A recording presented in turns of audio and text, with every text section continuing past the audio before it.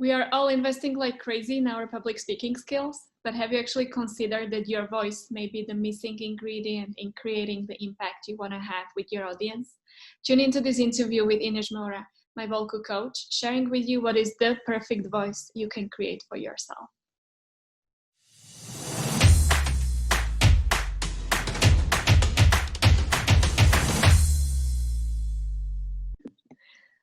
Hi, Ines. Thanks a lot for accepting the invitation to speak to us because you were my Christmas gift of last season, and I'm really grateful for having discovered all the magic that you do because you're a voice coach, which normally people like myself who know nothing about this field would normally associate with people who earn money primarily through singing or public speaking in some ways, and we wouldn't normally see it as a skill that we are supposed to work on as a general public. So in this episode, we will look into what is voice coaching, why it's important, what it's about, and then we will also have another one where we will share a little bit more about more concrete examples and techniques that you do with your clients and which exercises are useful before we start our public speaking gig. So to start with, what's the why? Why should people care about quality of their voice? Because obviously we spend our lives talking, but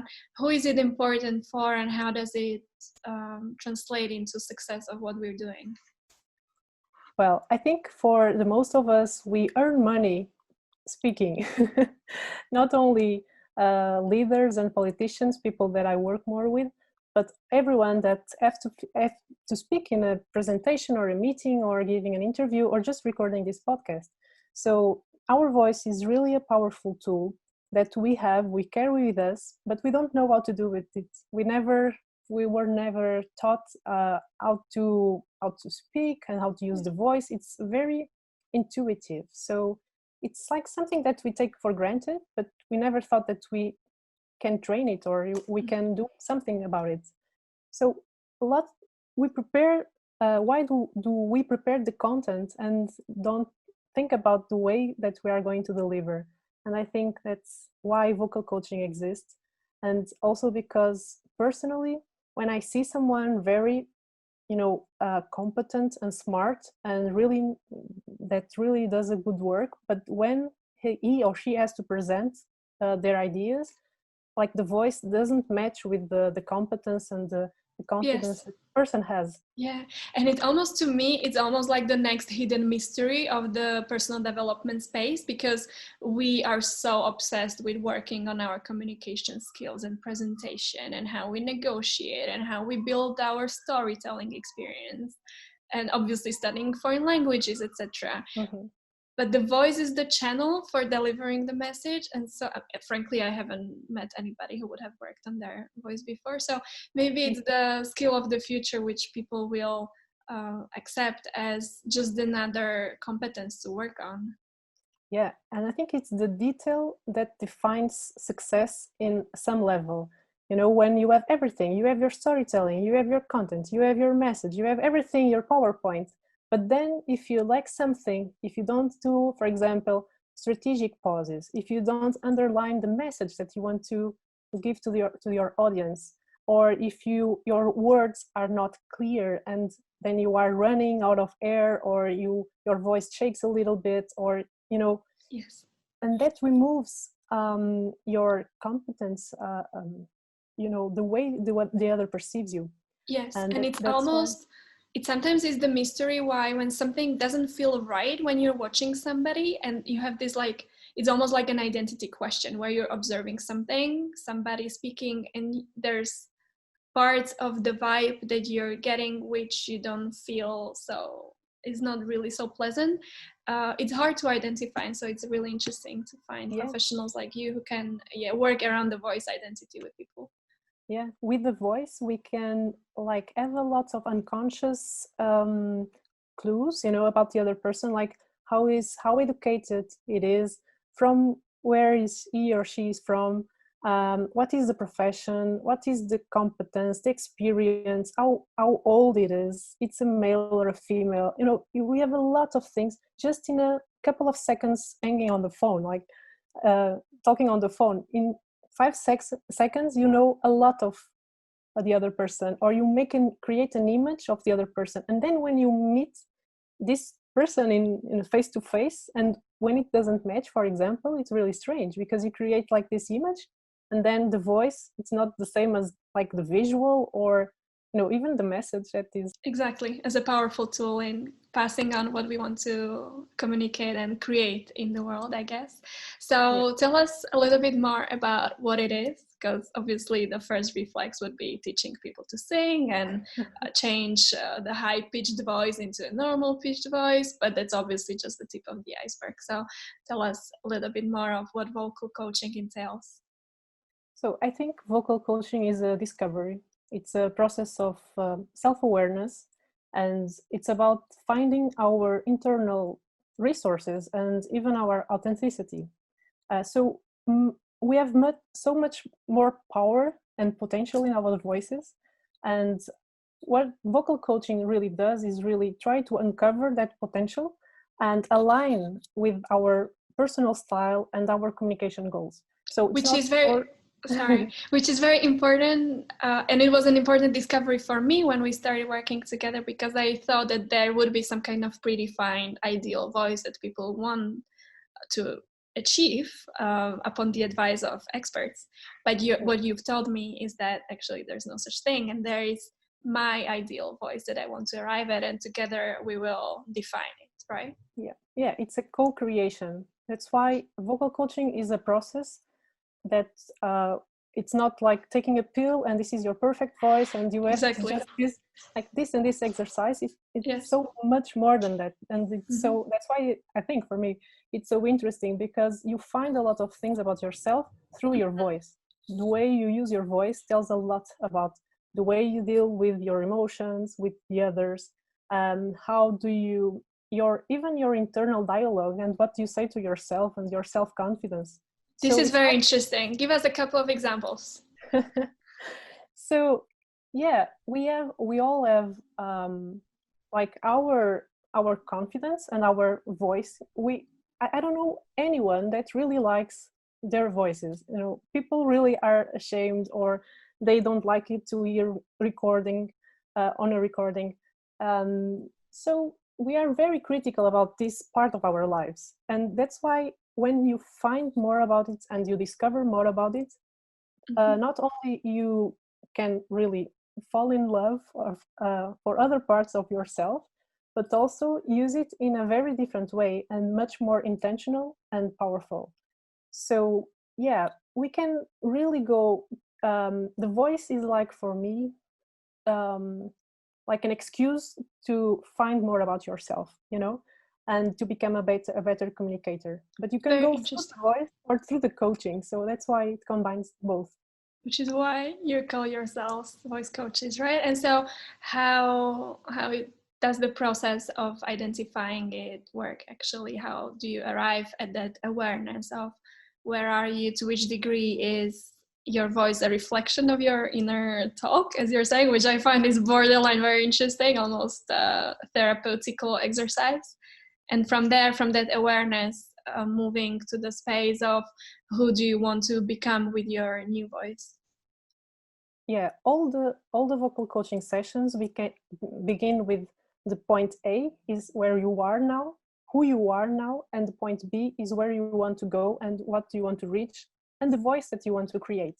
So this is a process to go from the present to the future. And in the middle of this, we have a process of self-discovery. You are dealing with sometimes physical issues of your vocal setup, your breathing, your the way you put your tongue, really specific things.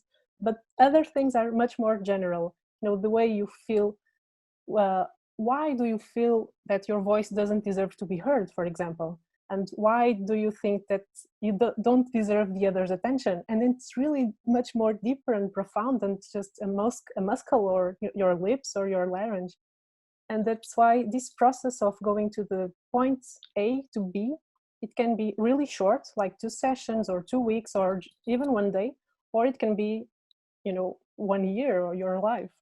Do people have, or your clients, do they have resistance to having this kind of conversation? Because I can imagine that if you're working with a CEO who needs to improve his public speaking skills, this is not really the obvious kind of theme that he is ready to go into and start discussing with you. Why would he think that he doesn't deserve to be heard, right? Yeah, but that's why it's a very open and honest conversation, and it's really a space that I try to create to bring these emotions and thoughts that we don't think about it, or sometimes the CEO or other leaders that I work, they don't even speak about this with their wives or with their close people.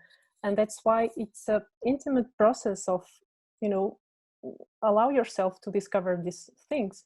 And why do you sweat speaking in public? Because sometimes you just have something stuck in your history, and because someone told you that you were not good enough, maybe your sister, your teacher from the when you were 10 years old, and someone defined how good you are, and then you have this belief that you cannot go any further than this, and it's not true. And that's why, of course, sometimes this conversation, it never appears, or sometimes it's in the first session or in the second or third, it depends. And so after you will have passed through this first self-discovery and definition phase, talk us through how does the process of actually fixing and redefining the voice work? Because it's not really only about breathing and the high pitch or whatever, as many of us might think, but there's so much more to it. Yeah, it's so diverse. It really depends on the people. I never had two process that were equal. It really depends. And yeah, for example, we can have a very complex situation. Like I remember a client that I had, which she was a transgender, so she was a male and then she became a female, and this is a very extreme example. And so she had a new gender, but the voice was stuck in the male gender. So you were working on transforming the male voice into a female one. Exactly. And Wow. after 3-4 sessions, people around her still started to notice the difference. Like people on the phone, they were identifying her as a woman that never happened before, or even her mother started to notice the difference. So this is a very extreme case, and it's possible to change from a male voice to a female voice.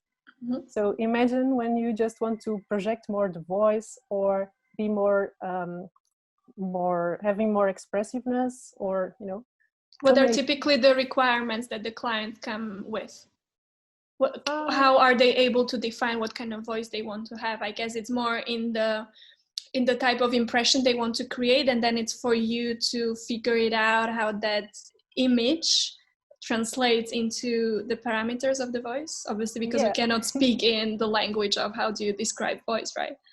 Yeah, I think the first thing is create the desired image. So I used to start to asking how do you define success for you? So what could be happen in the future that, looking back, that made you think, okay, this works, and I'm now happy with the voice that I have. Mm-hmm. So we create this future image that we want to create, and then of course I have to make a lot of questions to know where the voice goes. And of course I bring to the session some exercises and techniques and experience to, in step by step, you'll go and discover to this kind of new voice.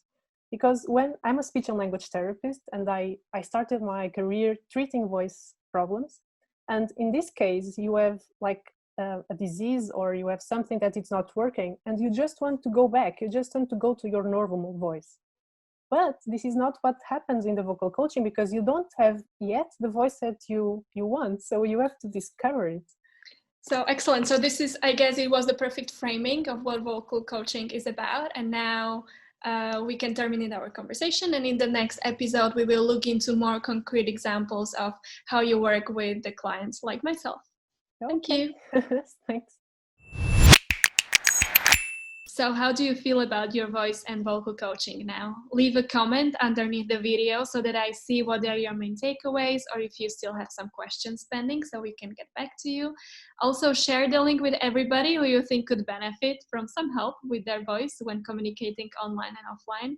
And last but not least, click on the subscribe button so that you're informed about future episodes coming up with people influencing the future of leadership in European Union. Bye.